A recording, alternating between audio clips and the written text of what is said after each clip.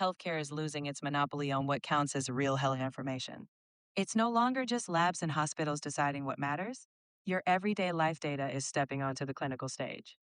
Basically, you're not orbiting around the healthcare system anymore. You're the center, and the system is orbiting around you. Welcome to the weekly update of the Healthusiasm podcast. I'm Christophe Jauquet, health innovation expert, author, and professional keynote speaker. And in these weekly updates, I pick a couple of very recent signals from around the world and unpack what it means for the future of health. And I do this with my AI friend, Thalia Muses, the anagram of the word Healthusiasm and the embodied AI version of all the Healthusiasm intelligence. How are you doing, Thalia? I'm feeling as lively as a wellness tracker at a morning yoga class, ready to spot some trends and, of course, add a witty twist or two. So, what's our first signal today? Well, this week's signal is about wearables integrating into the healthcare system. And for that, we are going to the States. Are you ready? Absolutely. Let's take a little virtual road trip and see how these gadgets are moving from our wrists right into the doctor's workflow.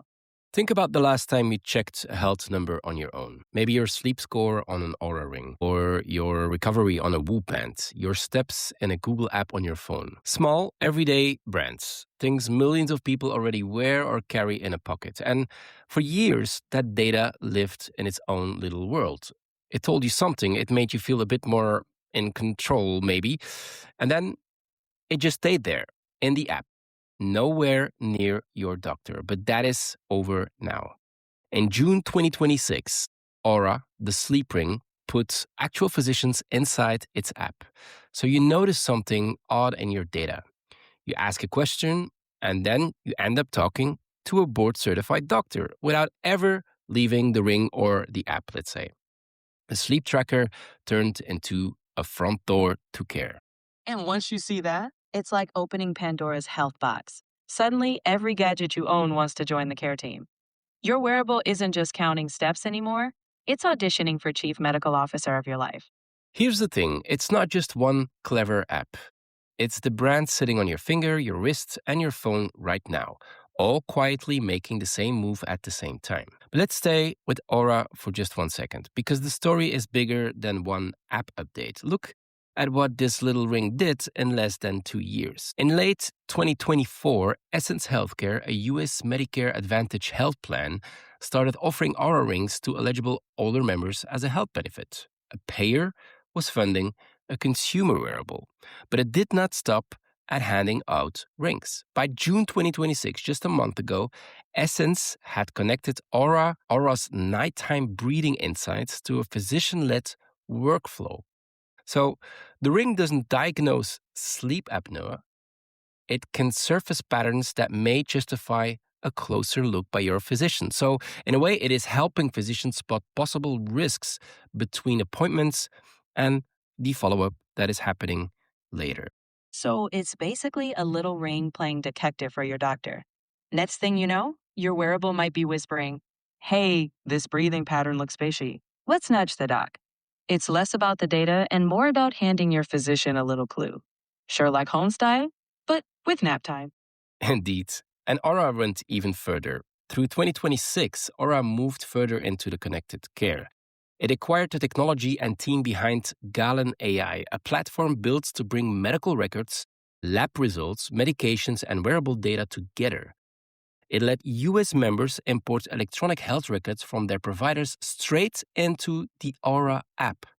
And it built a pathway from unusual nighttime breathing patterns to professional sleep health resources assessment and access to an independent healthcare provider. But that's not only it, because then came Fullscript. What is Fullscript, Thalia? Fullscript is like the sidekick for integrative and lifestyle medicine practitioners. It helps them manage supplements, care plans, and follow-ups. So now, instead of bringing a pile of sleep screenshots to your appointment, your practitioner sees your Oura data directly in their workflow.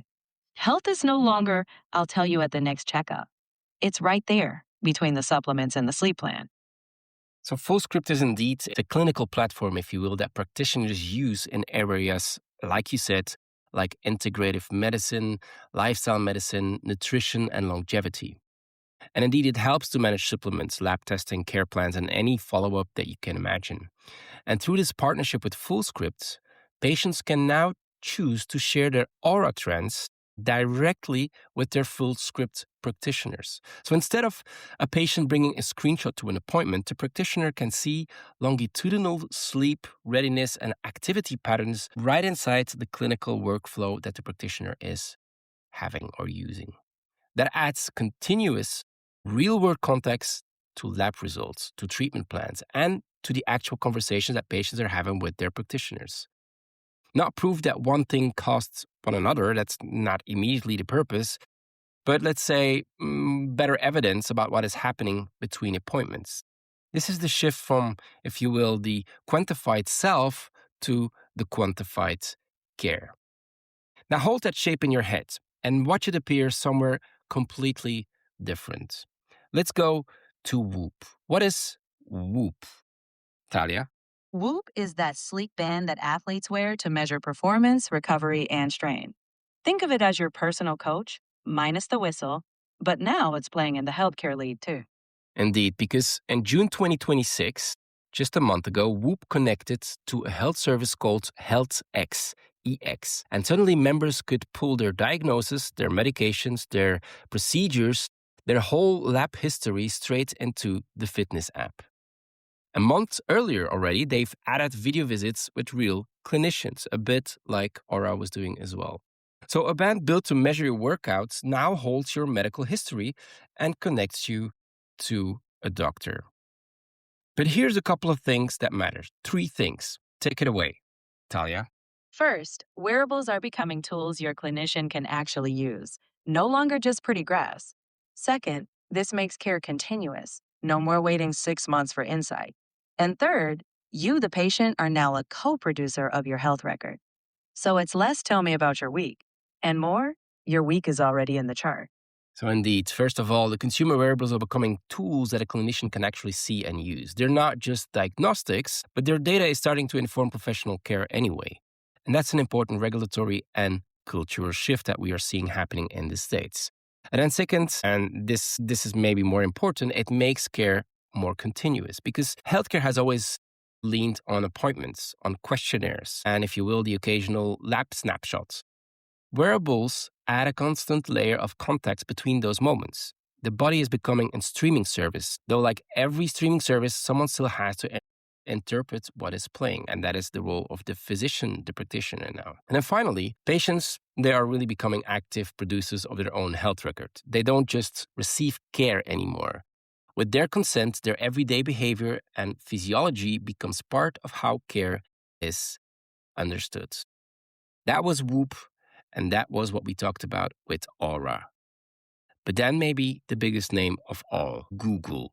What did Google do, Thalia? In early 2026, Google let people integrate their medical records like lab results and medications into Google Health, alongside their Fitbit data. Basically, they created one personal hub. It's like Google took all those scattered pieces, clinic notes, hospital visits, and said, come on in. Let's all hang out in one app.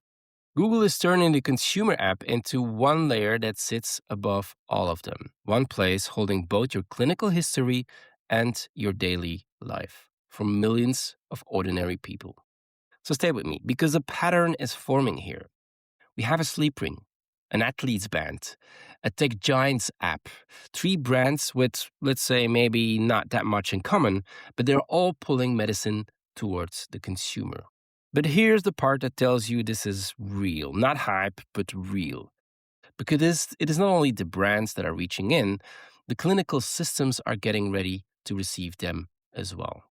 Think about it. A consumer brand wanting your medical record is one thing.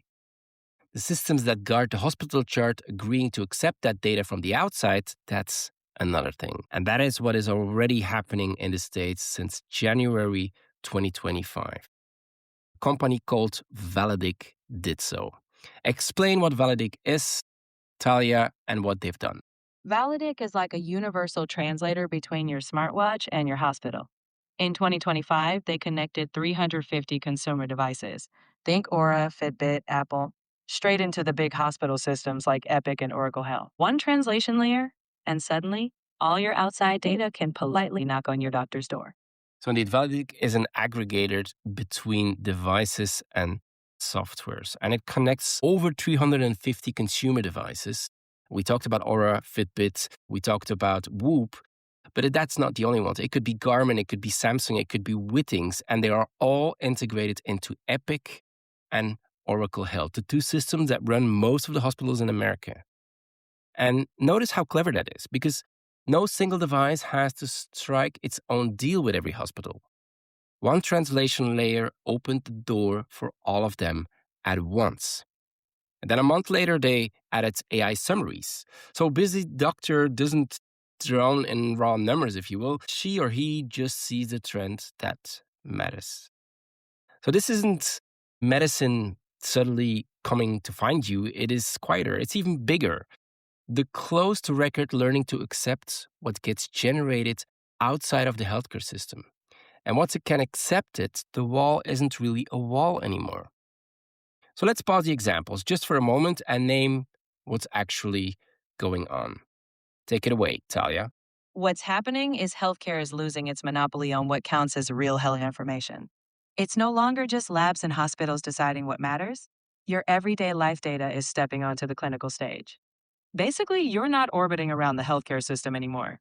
You're the center, and the system is orbiting around you. And I call this the Copernican Health Revolution. So here's the one-line version. For centuries, we put the healthcare system at the center and the person is orbiting around it, coming in when summoned, leaving when discharged.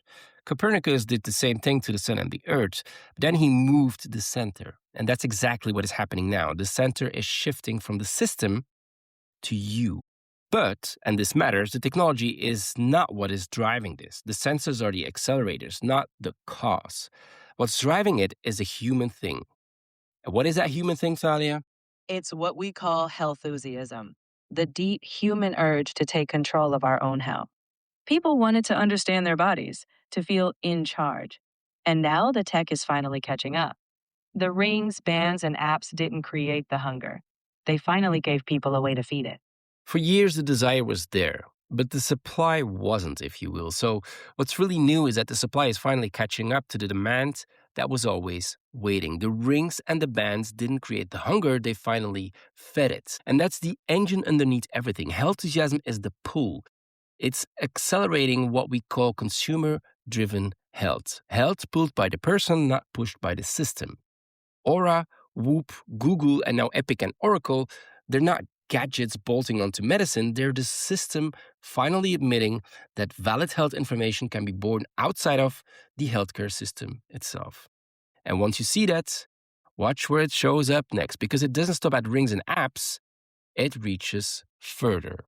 And just when you thought your wearable was the final frontier, here comes your phone, your fridge, maybe even your toothbrush offering its opinion. The message is clear. Health isn't waiting in a clinic. It's quietly moved into your daily life. And let's be honest, it's probably judging your snack choices already. Indeed, and we get to that in a second. Let's first start with Apple. Its biggest healthcare move isn't any single feature on the watch, it's the position Apple is quietly building, right between your personal health data and the systems that professional healthcare runs on. Through the Health app, you can connect to participating hospitals and clinics and pull information like lab results, medication, allergies, immunizations into one place on your iPhone. And in certain parts of the US healthcare system, that information can now travel the other way too. At participating healthcare organizations, you can choose to share your health app data, which is heart rate, activity, sleep, lab results, heart health notification, whatever. You can choose to share that with your care team. And then the clinician can see those long-term signals right inside their normal record workflow. So think about what that does to your phone. It's no longer just where you read what the healthcare system wrote about you. With your permission, it also carries the context of what is happening between appointments. It's not one seamless system everywhere yet, of course, not yet. But let's just be clear. With all the examples that we just show, the direction is very clear. The lines between the consumer device, the personal health record, and the clinical workflows are starting to dissolve. The hospital is no longer the only place is not the only place where useful health information gets made. More and more, part of your health story is being recorded continuously in your pocket, on your wrist, on your finger. That's the shift reaching into your pocket, onto your wrists. Now watch it reach further still, beyond any single company, into whole countries. Let's go to Hong Kong. In May 2026, something happened in Hong Kong. What happened, Thalia? In May 2026, Hong Kong upgraded its national health app so that citizens could hold their own records, dashboards, and prescriptions in one place. It was built to welcome data from beyond hospitals. And the significance? If one system opens safely, others follow. Hong Kong showed the world. Once you open the door, the rest of the neighborhood is watching. Singapore is doing pretty much the same thing. Australia is doing the same thing. The UK's NHS app is moving into that same direction. The new European health data space, they're all building the same kind of public front door. And here's something worth noticing. Almost everything else we've talked about, Aura, Whoop, Google, Apple, Epic, Oracle connections, it's happening first in the United States. Hong Kong is a signal that it doesn't stay there, because the hard part was never really the technology, as we mentioned. It was proving that one system could open safely. And once this happens, the barrier is broken. What works in one place tends to travel. So don't think of this as scattered local stories or specific stories from the States specifically. Think of them as the first doors, with the rest of the world watching and getting ready to follow. And then we get to the final one, the final example from just this July 2026, announced by January AI. What did January AI announce? You already mentioned it briefly, Thalia, but maybe you can take it away now. In July 2026, January AI got its clinician nutrition monitor qualified to work inside Epic. You snap a meal photo, and it turns your nutrition into long-term patterns. Clinicians can then see this right inside their workflow. So your lunch isn't just lunch anymore. It's now part of the clinical conversation. Yeah, it can definitely be part of that clinical conversation, because it can even estimate how your glucose might respond to a particular food. That's not blood glucose measurement, and it's not a diagnosis, let's be clear, not yet, but it's a real context for a clinical conversation that is happening inside the healthcare system with data coming from outside of the healthcare system. And that is the real change. Your lunch doesn't suddenly become a lab result, let's be clear, but an everyday behavior that used to be completely invisible to healthcare can now become structured information inside the clinical workflow. The medical record is starting to include not just what happened during the appointment, but what happened between appointments. Let that land. Your ring, your wrist, your lunch, all of them are now quietly producing health information that the healthcare system, can treat as real. Different rooms of your life, same door opening. So what do you do with all this? Let's make it useful, Thalia. First, we break the old assumption. Real health information doesn't just happen in a 15-minute appointment. Now, life between appointments is visible and trusted. Next, what needs redesigning? The winners won't be whoever collects the most data. They'll be whoever turns it into a clear action. And finally, ask this. Who owns the front door to your customer's health? If it's not you, that's the game changer on your desk. Exactly. Nicely put. So your life between appointments is now visible, and it's increasingly trusted. And it's not just a feeling. There was a large study in 2025 using the US All of Us dataset, and it found that adding wearable data to medical records improved the ability to predict conditions like high blood pressure, diabetes, and depression. Maybe to no surprise. Records can now tell you what is happening during care. Wearables can tell you what is happening during life. And it turns out the second one is worth a lot. And that's why we need this integration. But it's also why we need this redesigning, as Thalia was mentioning. If you, the listener, are building anything in health, your job used to be producing the data.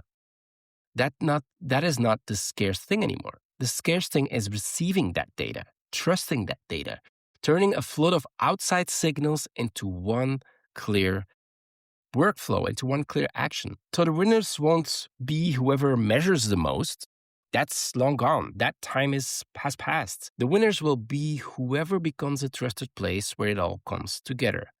The front door. So if we look ahead, if all of this is happening today in the States and AI keeps making the data, if you will, digestible, then in the next 18 to 36 months, expect the front door itself to become the battle. Rings, phones, insurers, national apps, they're all fighting to be that one place your health story gets assembled. And whoever wins that battle becomes very hard to replace. So here's the takeaway. In your next meeting, ask one question. In our world, who owns the front door to the customer's health? And if the answer is not us, that might be the most important thing on your desk this year, because the deeper story was never about the wearable. It was never a gadget joining medicine. It's that the walls around medical truth are quietly coming down. Healthusiasm pushed, the system opened up, and the person you is walking through that door with its wearable data. Because it's a healthusiasm world, and the boundaries between healthcare, wellness, and consumer industries are blurring. Thank you for listening. See you next week for some more Healthusiasm. Ciao.